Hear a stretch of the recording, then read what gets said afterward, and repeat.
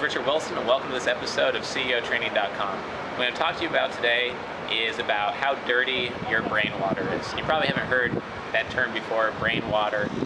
It's really just some unique way of looking at your environment, a term that you can use to remind yourself of the environment that you're living in and kind of immersing yourself in all the time.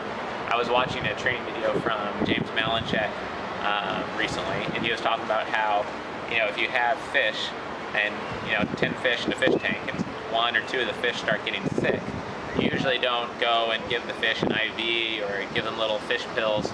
You really look at the water and you change the water. Usually the water is moldy or it has some bacteria or something was wrong with the water that the fish are living in. And it was really a great business lesson that he shared, that if you look at some of your problems, it might seem like very specific problems you need to address very directly, when really the core problem could be that you're living in dirty water, that there's bacteria around you, or mold around you, things are outdated, or they're out of place, or they need to be cleaned up or put away and cleared out of your way.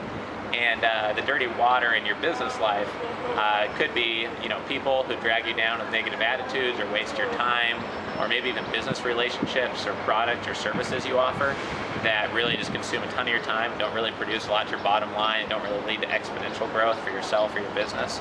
So it's important to look at your life from that perspective instead of always trying to, bob the head on the mole.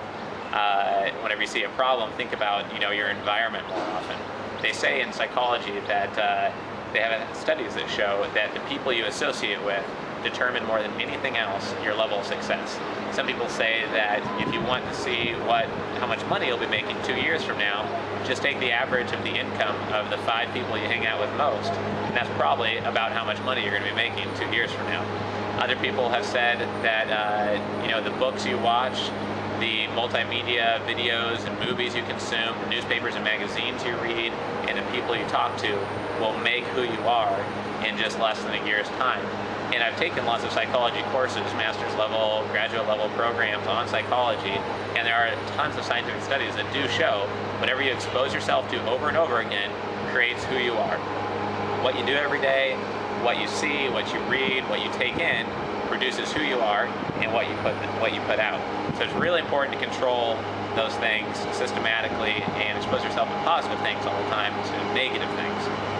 Another concept related to this is the idea of conscious neural channeling, also known as CNC. Conscious neural channeling is the idea of coming up with one very specific business goal, thinking about all of the 50 things you need to do to get there, good habits you need to have in place, people you need to meet, things you need to do, projects you need to complete, challenges you need to overcome. Put that all on a piece of paper, record that in audio form, MP3, and either read that piece of paper or listen to that audio recording every single day to kind of drill in your head exactly where you want to go and how you're going to get there. And if you do that enough, you'll be creating a channel, or like dredging a channel towards where you want to go in life by focusing your brain on positive things, on things that are going to get you moving in the right direction, and things that are just going to help you all the time.